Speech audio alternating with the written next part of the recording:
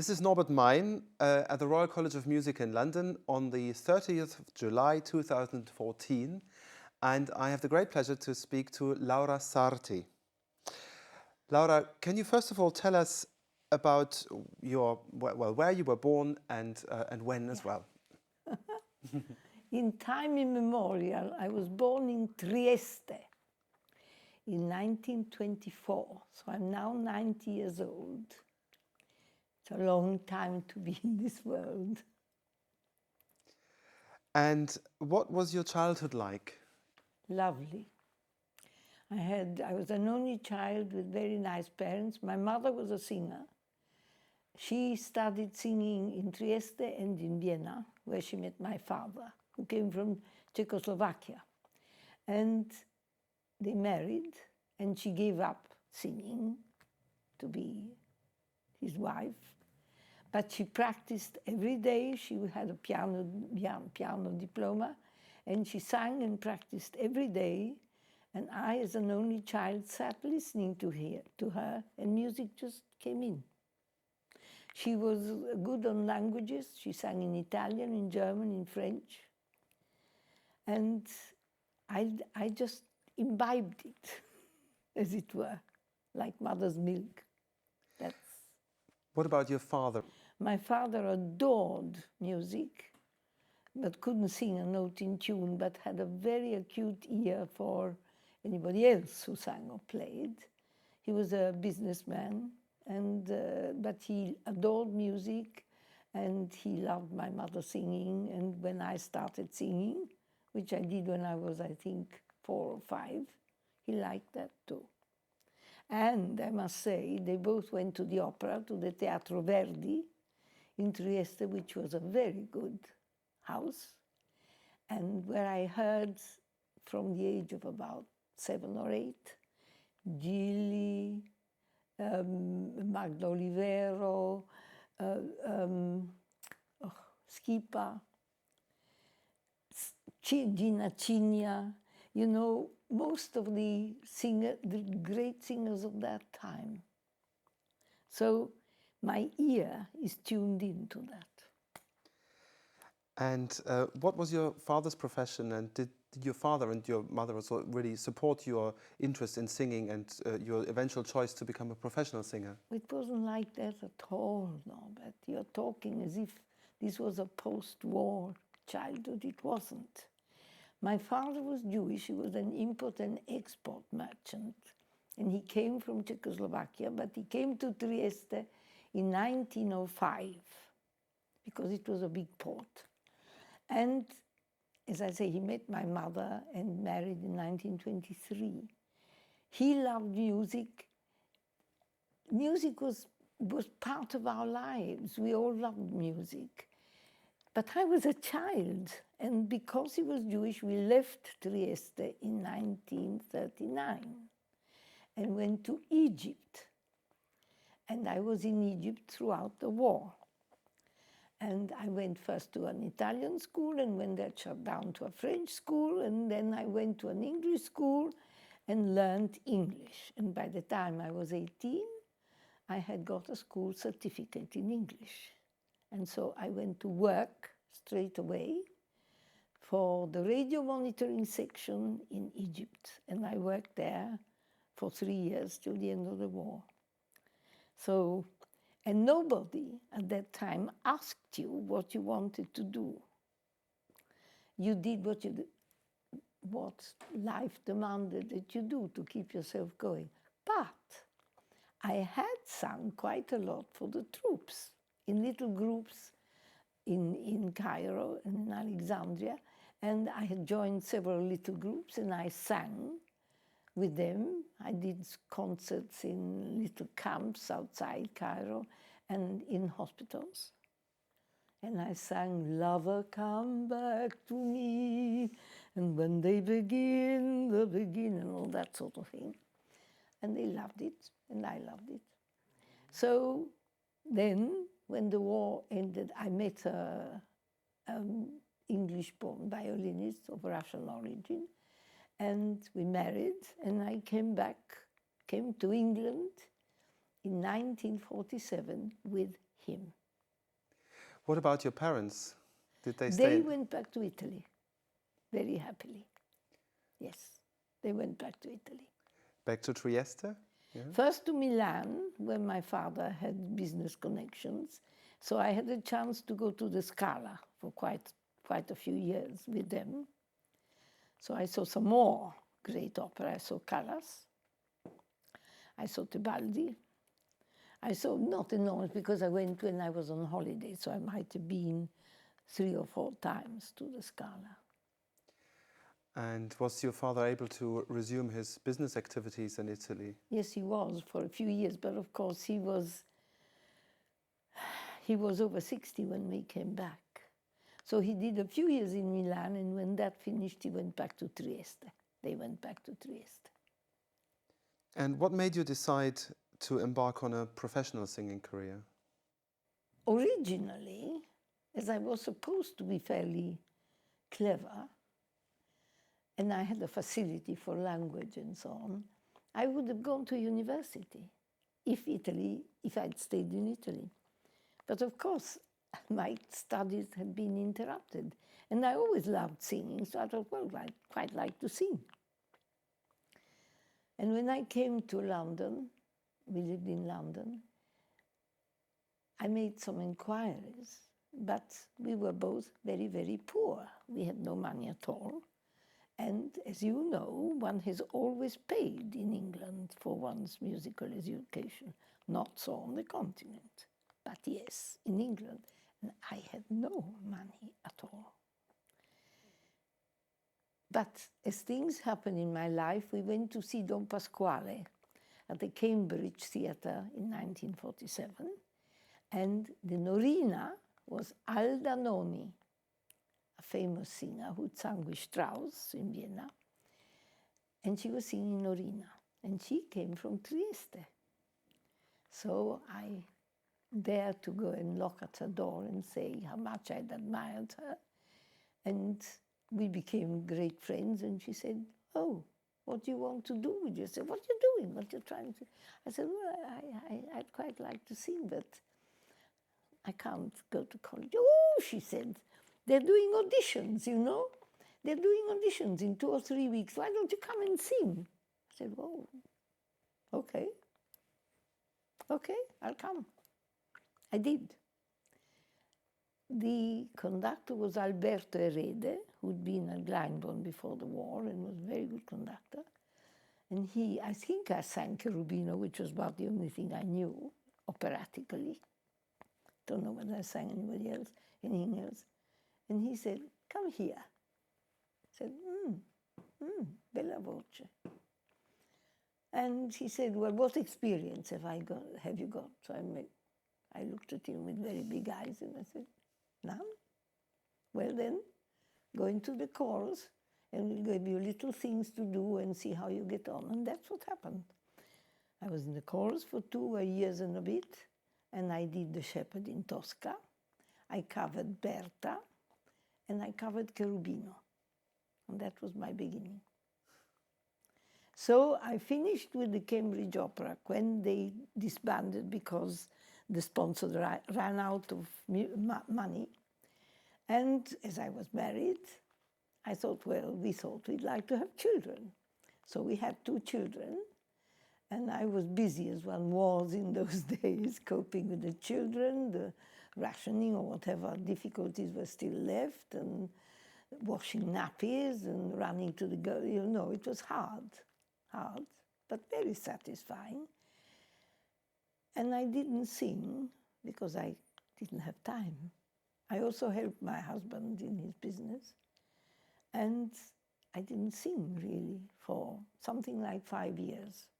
Could you say something about your husband's business? What was he doing? Well, as I told you, he was a violinist. And in Egypt, he was the leader of the Cairo area military band. But when we came back to England, he was only 3 or 4 years older than me. And he had become a soldier when he was very, very young. And although he was of Russian extraction and had an absolute feeling for the violin and played very well, he had not advanced enough in his studies to play a whole concerto or so on, and certain technical things were difficult for him, although he was a very good leader. And so when he tried to get a job as a violinist in one of the orchestra, it didn't work. His father, who had been running a fleet of taxis, a small fleet of taxis during the war, was exhausted and asked him to go and help him, and that's what he did.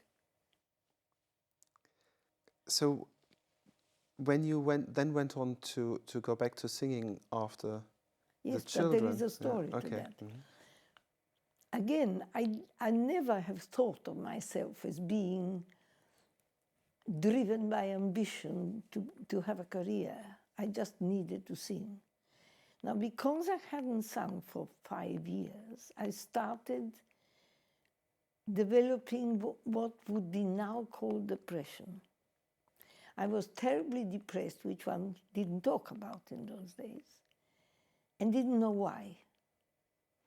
And then my eye came out sort of like this, swollen, and then something came out on the side of my face, like an egg, and I went to the hospital, and they looked and they tested, and they said, well, we can't find anything at all.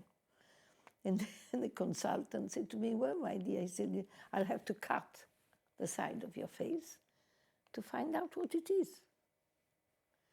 So I went home, and I thought, hang on a minute. You aren't beautiful enough to have a scar on the side of your face as well. What the hell is the matter with you? And suddenly I realized I had hardly opened my mouth for 5 years. So I got myself together, went to the lady whose understudy I had been, Bruna MacLean, who had studied in Paris with, not Garcia, I can't remember the name, it'll come back to me, but one of that ilk.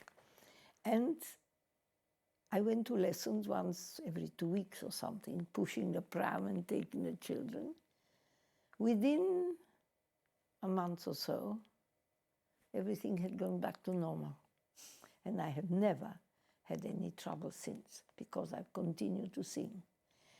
And I realized that I have to be normal, to be myself, I have to keep singing at whatever level I can do. So there you are.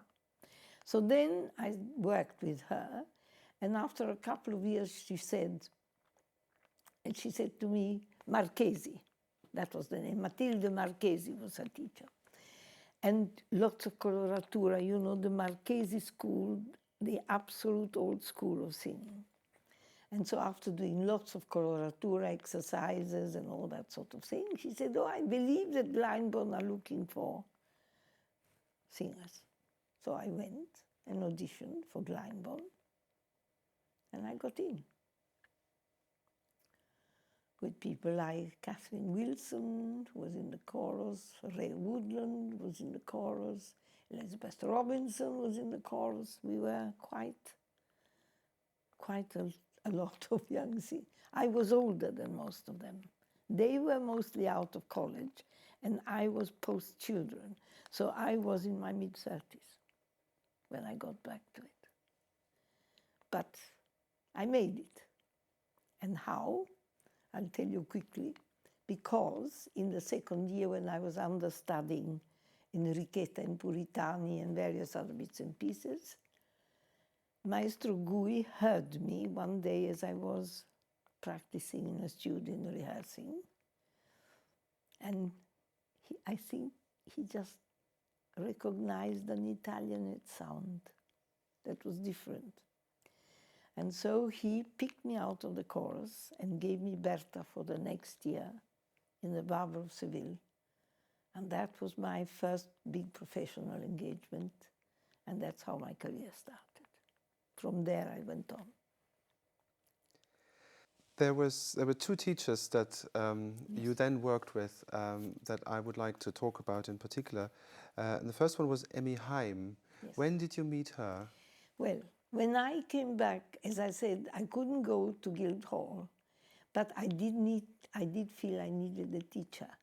And a cousin of mine who lived, of my father's, who lived in London, made some inquiries and came up with the name of Emmy Heim as being an eminently good and lovely teacher. So I went to her, and she was. She was a simply wonderful, wonderful woman who was a great leader singer.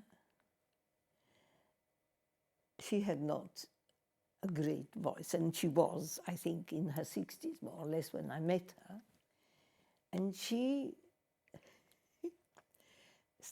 she said, I have to teach you to sing legato. So what do you think she started me on? Du bist Orpliet mein Land by Wolf. You know it, no doubt. Now you know that it's more or less on one note, and I nearly died trying to do it. She gave me no technical. She just said, you have to keep it going. Then we worked on der Tod und das Mädchen, which I was asked to imagine the difference between the child and death, which I did. And she was quite pleased with that. And there, in her studio, I met my great friend Ilse Wolf, one of these wonderful people, refugees who came from Germany and brought so much to this country, where she was an absolutely wonderful leader singer for many years, and my very, very great friend. So we met there, but Emmy went back to Canada, where she'd been teaching before the war, and she sent most of her pupils to, of course, to Mrs. Isepp. She did say to me, try, Helene. I don't think it is for you, but I can't think of anybody else. So to Helene I went, like everybody else. A wonderful lady, again, but of a very different variety. She had a crown of grey hair like this, and a bosom and a presence, and a son, Martin, who played for the lessons. And she was wonderful, but she was at the beginning of her teaching career, and she couldn't quite explain to me. She used to try and make me sing everything in exactly the same position, and I couldn't. And I tried because I did believe her. And my husband, after 3 or 4 months, said, why do you always sing piano? I said, I don't, I'm just singing. He said, stop it, that's no good for you. And I stopped. When was that approximately? Well, that must have been, wait a minute, in the early 50s. And then the teacher you mentioned in the Marchesi school, did you work with her before or after that? After that. After that, yes. Yes. So because that was when I first arrived, you see. Yes, yes. Then I had the children and didn't sing. Yeah. And then with Bruna McLean, it was after the company folded up, and I had that period when I didn't sing. And then I went to her because she had been a Marchesi, and she sang well. I mean, I had liked her singing. Yeah. Yes. It is interesting, you mentioned that you had to leave Trieste in 1939 because of your family being Jewish. What was that like? What was it like for you as a very young person to have to leave your hometown? Well, you know, again, my dear, I had my parents. First of all, we went not because the Italians weren't kind to us, not at all, but because they said, look, if the Germans come down into Italy, which they will do, we will then not be able to protect you. So please go. because my father was very, very popular. And so we went. And we were in Egypt for 7 years, as it were, and then we came back. So that's how it worked. And I came back, I went to London, I came to England because I was married to my husband, you see.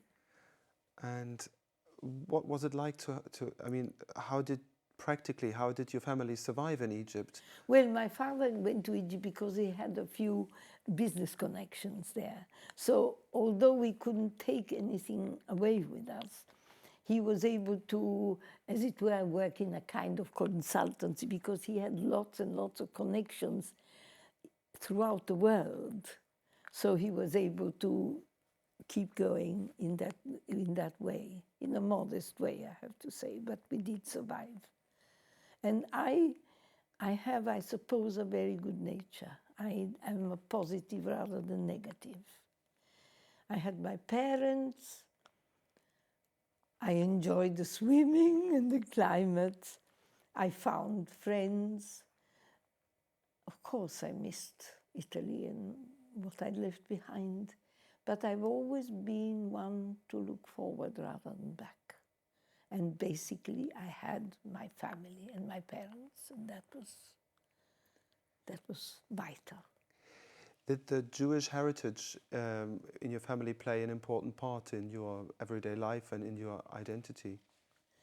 It plays a great part in my identity because I'm very aware of my Jewish blood because my father's family was very, very extended.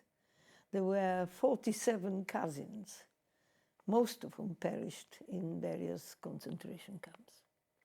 They lived mostly in Czechoslovakia and in Austria, and they were so well integrated. It wasn't a from Jewish family. We didn't speak about Goyim or anything like that. They were all professionals. Some of them married non-Jewish women, and that was fine.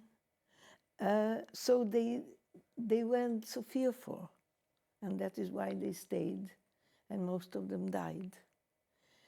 So I'm very aware of my Jewish, and I recognize a lot of it in my Jewish blood. But I'm a Catholic, and I still am a Catholic, and not a very good one. I don't go to church much and so on. And I believe that God is the same for all of us. So in many ways, I'm not bothered by putting names in religion, but I certainly, my husband was Jewish, the violinist, and I mean, I've never seen any difference between people in that. That's basically it. Now, you were also an émigré, yes. as the émigré musicians from Germany and Austria yes. that we're here to talk about today. Yes. And so there was a lot of shared experience. There were some differences that your path from Italy via Egypt was Egypt much easier, whereas many of them had just really managed to get yes. out yes. very, very yes. late. Yes. And of course, but you had this shared experience of having had to change everything in your lives because Absolutely. of... And through Ilse Wolf, you see, who came from Germany and who knew all these people. Because, or not only the singers, but Dr. Bergmann, for instance, you know, who edited so much music with Tippett and who worked for Schott and who did concerts at the Mary Ward settlement in which Ilse sang, and then I sang because she put me in touch with these people, you see. Yeah. So. Well, Ilse Wolf actually taught here at the Royal College of Music. Yes, I know she did. And so what do you know about her biography? What was her background and what was she like? You're talking about one of my very, very great friends and one of the great influences in my life. Ilse had a terrible time because her family perished in the concentration camp. She was a dumpy, small. She had a lovely face, and she came over, and for quite a long time, she worked as a housekeeper in a house where a lot of the emigres musicians lived, you know, Christopher Bunting and lots of people like that. And she was the housekeeper. She was not an intellectual in any way. She had the most beautiful, beautiful soprano voice that I've heard in her field. She was the most wonderful leader singer because she had a great, great understanding of the words and the poetry, a great connection to it. And her singing derived a great deal from the poetry as well as the music. She also had a profound instinctive understanding of the music, as one has been brought up in that background. As you know, no doubt, when you've been born in Germany or Austria, you are surrounded by it. So it goes into your bloodstream, doesn't it? And that's how it was for her. She didn't always like my singing, because we came to the same thing, but from very, very different. I'm melos.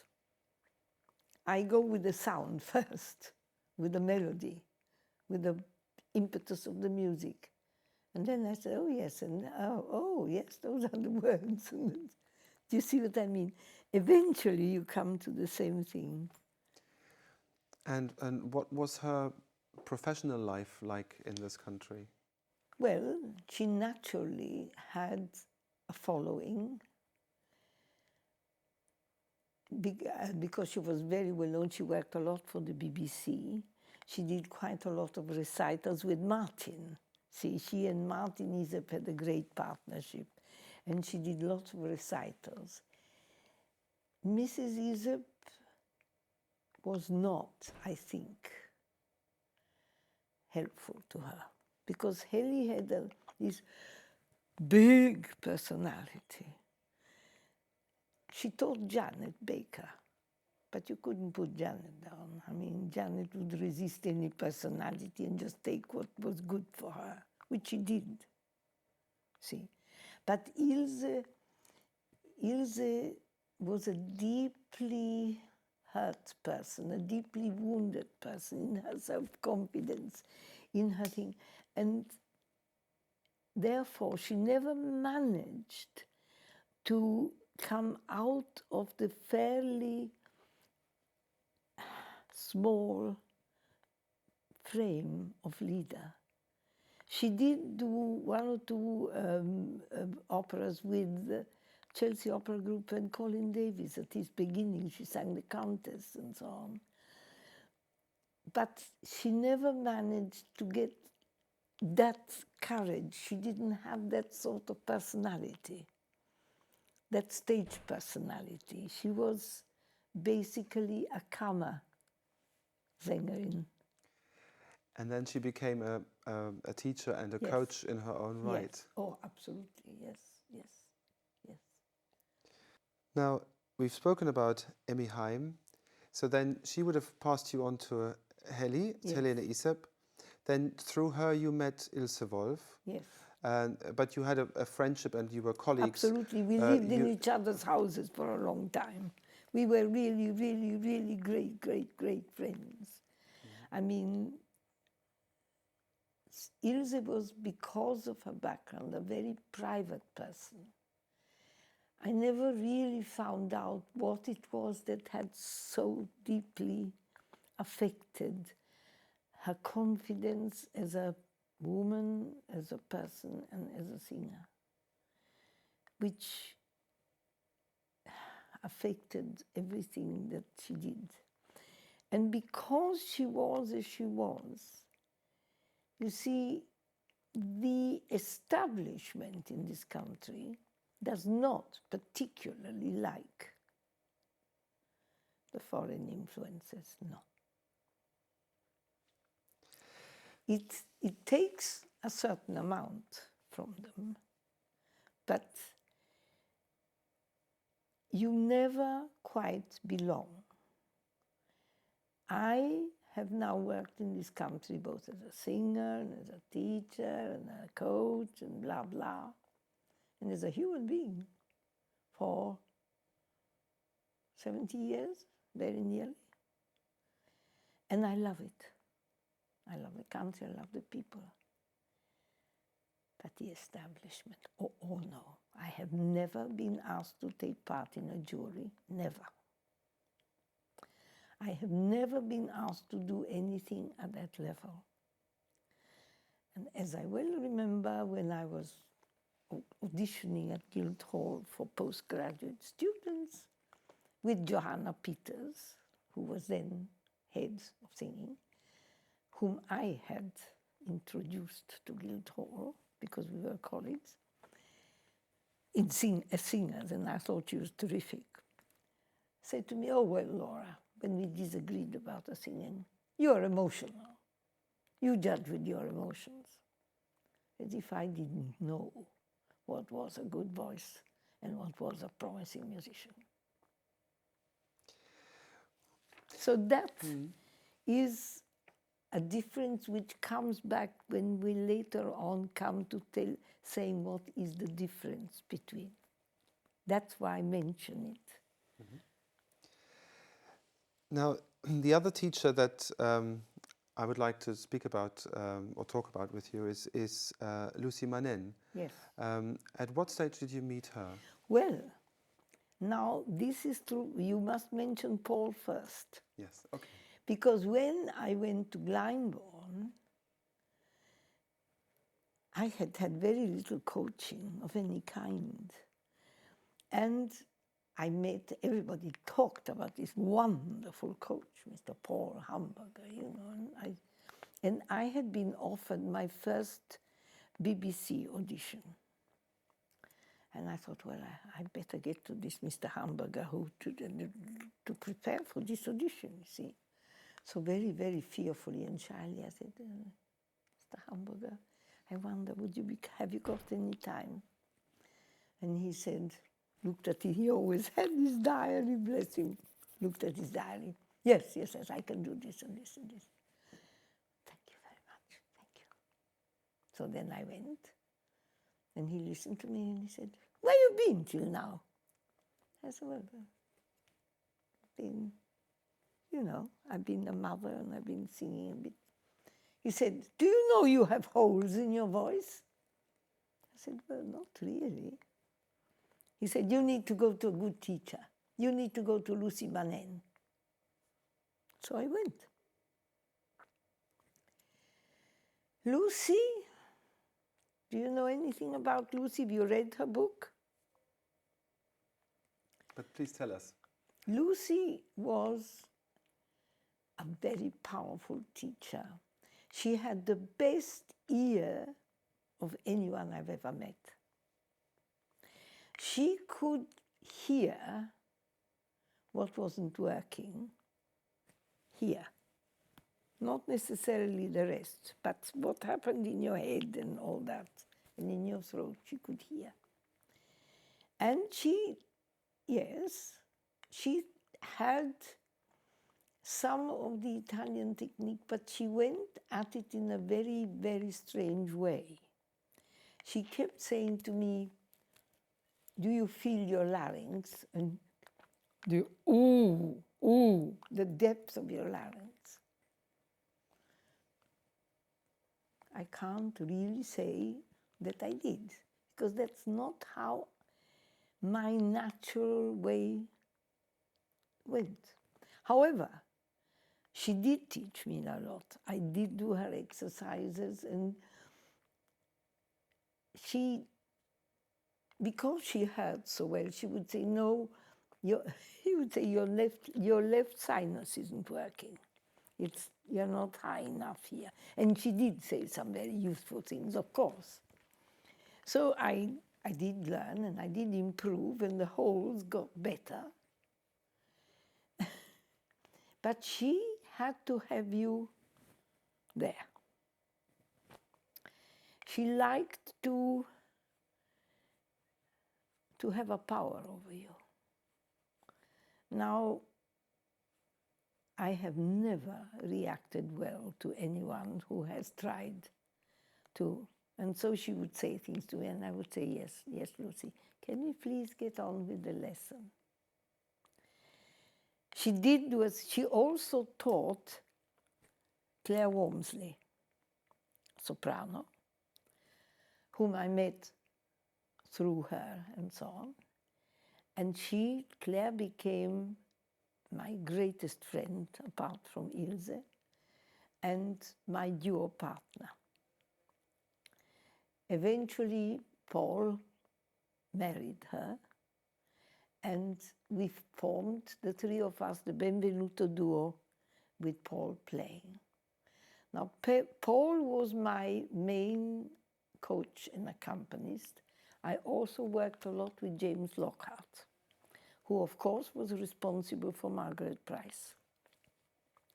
He was her main coach, and he was wonderful for her. I used to go for lessons to Paul, and then for lessons to Jimmy, and they aimed for the same things from two totally different viewpoints, and they both did me a lot of good. Paul worked much more on the imagination. Jimmy was the most, how shall I say, exact musician. And he had ways of showing you, for instance, how you found your note in a difficult ensemble, how to come to terms with all sorts of musically difficult problems, because I never went to college. I learned to play the piano, but I never went to college. So I was way behind my colleagues in the chorus and so on. I couldn't sight read very well. I didn't know a lot of theory. But what Paul did for me, so you see, although I sang quite easily, I was always with an enormous feeling of inferiority, that I didn't really know what music was about or what, because I had not been to college and I had not been taught theory and I had not been taught all these things. And Paul used to say to me, "What's the matter with you? You can hear the music, can't you? You feel the music, you hear it.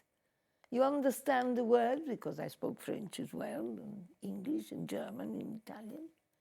So just do it. Trust yourself. And after saying that, he would fill the entire page.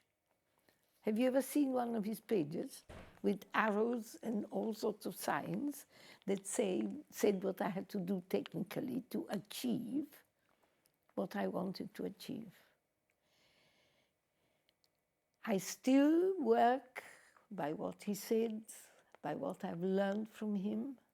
There was nobody, no coach, nobody I have ever met who understood music so viscerally and at the same time intellectually as Paul did,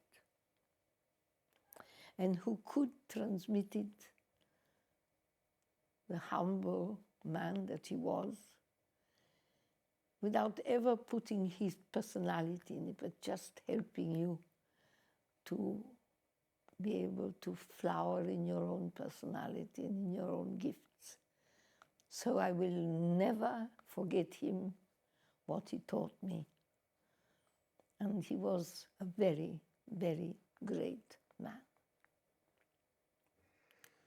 Now, tell us a bit more about the duo, or the trio rather, that you formed, and what sort of concerts did you do, and what was that like? Well, you see, Claire had a very, very lovely silvery soprano. She had studied with Ivo Gün in Berlin, see?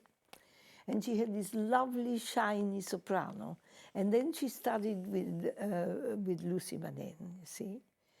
And I had not an overwhelming mezzo voice.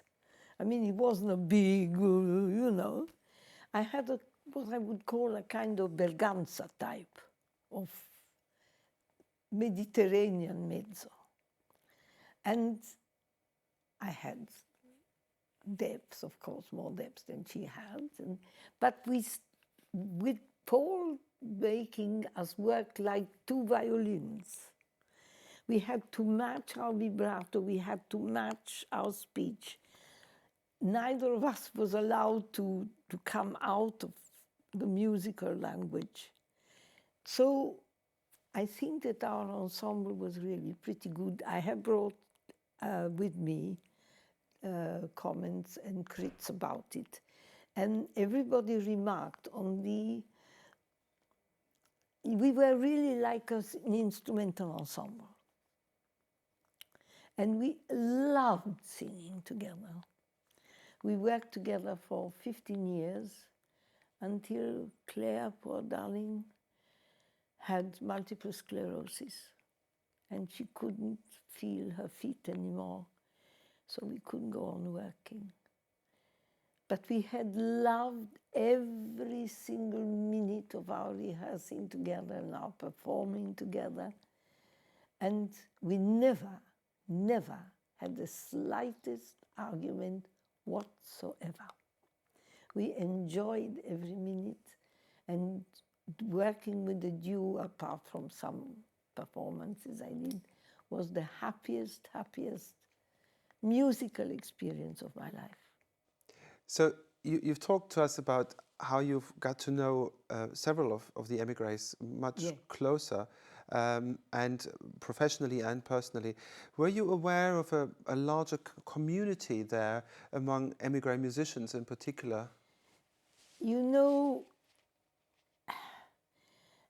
it is one of the regrets of my life, in a way, that whilst I worked very hard at what I was involved in, because we were never very well off and so on, and because I did also quite a lot of opera and things like that, I never had enough time to become as involved as I would have liked with other members, with a lot of other instrumentalists. I would have loved to have worked more with violinists, with cellists and so on. I did a bit, I did one or two things with the Nash ensemble and I enjoyed it. But because I was quite busy for a number of years with my own, I did quite a lot of work for the BBC. I did opera for the BBC, I did recitals, I did Gilbert and Sullivan. I was quite popular with the BBC for a number of years. I didn't have an awful lot of social life with them, which is a great regret. I knew Dr. Bergmann well because he organized concerts and things for the Mary Ward settlement and other places. And it was through him I met Norman Platt, for instance, who then founded Kent Opera. And with Norman and Dr. Bergmann and Claire and so on, we did some shows called Musical Pills to Purge Melancholy, which were based on the music the Bergmann and Tippett edited for Schotz. They were sort of Baroque concerts with harpsichord and so on, based on Baroque music. Blow, Purcell, this kind of thing, Schütz and so on, which Dr. Bergmann was involved with and which he liked to arrange performances of. And so I did a number of performances with him and Norman and Claire, and this involved me more with him and Grete, his wife. So there we met more socially as well because we had it. But I regret that I didn't I knew of Anita Wallfisch and the Wallfischers and so on, but they were more the instrumentalists. And they were busy in their own way, and unfortunately, it didn't come my way to work with them or to meet them socially. Did you speak German with Paul and yes. you always, because you knew the language I well speak from German, childhood. and you see, because my parents, you see, my father came from Czechoslovakia. My mother was born in Trieste. When they were young, both Trieste and Czechoslovakia were part of the Austrian-Hungarian Empire. And we're going back a long time. And so both of them went to school and learned their own language and German. So they both spoke German. So when I was a little girl, they didn't see why I shouldn't have the advantage also of learning German. They sometimes spoke German to each other, but mostly Italian. But I learned German, and I spoke German, and I speak it to this day. I speak very much Lieder German. If you asked me to speak about technical German, I wouldn't be so good, because that side has not been, in my field. But as far as I read in German quite a lot as well. I even read Thomas Mann originally, would you believe? But I did read German. I read poetry. I read Heine. I read Goethe. I did Schiller. I had German to quite a high standard, because also of the poetry in Lieder, which I sang quite a lot of. And so, yes, I do speak German quite well. And I've taught a lot in German. See, I've taught in Berlin. I teach German singers when they come to various courses without difficulty. Let's go one more time, go back to the Glyndebourne in the early days after the war. And in particular, talk about Carl Ebert, the director, and other emigres who were involved there. But what was it like? What was Carl Ebert like as a director? Phenomenal. He was basically, as you know, a very great actor. And he was a great producer. I mean, he was good, but he had, what he was wonderful at was bringing out the human side of the characters or of the story that he was illustrating.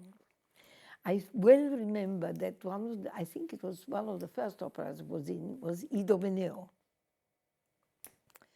Now, Idomeneo by Mozart has great, great choral scenes, because it talks about a monster coming out of the sea, because Idomeneo has not kept his word to the gods. Involved story. But basically, there is an enormous chorus of fear and fright. You might equate it to somebody expecting a tsunami. This was the equivalent. And we had this tremendous chorus where we were on stage, where we were expressing our fear of this monster which was coming. And I remember we were all standing in nice positions where we'd been put, you see. And suddenly, and we were waiting, we were singing and trying to emote. And on he came and said, "Children, imagine, this is the atom bomb. You know, this is the atom bomb. You can see the atom bomb. You're frightened." Well, I can tell you that within 2 seconds, we had all of us assumed the position and the fear and the body language of fright. Just did it. That's how he worked. He had this ability to extract from you the emotion that was, but he also was pretty terrifying, because if he didn't like you, God help you. He reduced one of 2 singers, one Italian singer, poor darling, who was singing a letter in Idomeneo. And because she didn't she was Italian, she didn't understand German very well and so on. And he was an incredible personality, you see. He reduced her to the point where she hardly knew how to put one foot in front of the other. Because he didn't mean to. But overwhelming personality is a bit like Lucy Manen. See, if you're a little fearful, and that poor woman was in those circumstances, see, she was quite a good singer. She wasn't great, but she was quite good. I mean, she still sang all right, but she couldn't do what he wanted. But he did get marvelous performances out of Geraint, as you know. He got marvelous, wonderful Falstaff, wonderful Don Giovanni. He was a wonderful producer. I admired him. I could understand how he worked. See, he hated the chorus when we didn't immerse ourselves, bring something into it. You see, when we did Rosenkavalier, and the scene with Ox, you know, when Ox is there and some member of the chorus were there trying to bring something to soothe his pain in his foot and so on. And I was there, and I had a basin, and the chorus was too petrified, waiting for Ebert to say something, what to do. And he didn't say anything. So I thought, oh my God, you know what I mean? And so I took my basin and went to tend to his foot, you see. And I went and started doing something. And he said, there you are, you see? There's somebody who has imagination, who knows what to do on the stage. You see? She has initiative. Come on now. He might have sent me to hell. He might have said, what does she think she's doing? But that's how he was. He didn't forbid you from having imagination, but if you didn't show some aptitude or something, it could be very, very hard. Now, can we talk about Peter Gellhorn? Yes. I worked with Peter Gellhorn. I mean, he was our chorus master. There's another, I can tell you a story about those two. I mean, these are real stories, and they show something about and he was a very good chorus. I mean, he was wonderful. He was a brilliant pianist. He knew all his Mozart operas by heart, with instruments, because he was a conductor. I mean, he came into a chorus section and he played all and sang all the parts and then brought us in and told us about it. I mean, he illuminated everything that we did. He was a marvelous chorus master and a wonderful, wonderful musician as well. Really, really great. Rosenkavalier again. We were, and Paul, and of course, there were two camps in Hollywood, in Glyndebourne. Two camps. The refugee camp, that was Paul and Peter Gellhorn and so on. And then there were the other camp, John Matheson, who was a young New Zealand coach and conductor. And oh dear, see my memory, the very great and wonderful Australian coach, you must know who was there at the time, whose boyfriend was Eric Fettia, and who played for all the great singers. I mean, he was a wonderful man and wonderful. You see, I'm sorry, the name escapes me at the moment. He'll probably come back. Anyway, we had this rehearsal, you see, where the third act, where the chorus comes back and there's all that scene with the inn, and Paulie was playing, and John Matheson was assistant conductor, and he was conducting the rehearsal. Now, Paulie was the most wonderful, wonderful pianist, but he had very short, stubby fingers. And he spent hours and hours every day and night fingering all his plays so that he could play everything. So Paulie was playing, and he was playing very well. I mean, he knew how his stuff. And John said, "Paul, you're not playing all the notes." And Paul said, "I'm sorry." And then he called his Australian. He said, "You come and play, please." And Peter Gellhorn, who was there with us, stood up and said, "I will play." And sat at the piano, and without ever looking at John, played like you never heard, because Peter played like an orchestra. And we, who were absolutely horrified that our Paul could be treated in such a way. Paulie, of course, just said, "Oh yes, I'm so sorry," and went away. And Peter played like you never heard, because he was so angry. It was a bit, you know. It wasn't the fault of the lovely, lovely, lovely God. What was his name? He'll come back to me. He was so well known. He was a wonderful man in every way. He was a wonderful colleague. It was nothing to do with him. But John Matheson was he was a bit of a character, shall we say, anyway. So that's a story about Peter and Paul. And I worked with Peter. Then we did a recording of Janacek's History of a Young Man Who Disappeared, and I sang the young gypsy, and Gerald English, I think, sang the very, very difficult tenor part, and Peter played, and we did the recording for the BBC of it, and I saw Peter in various other circumstances.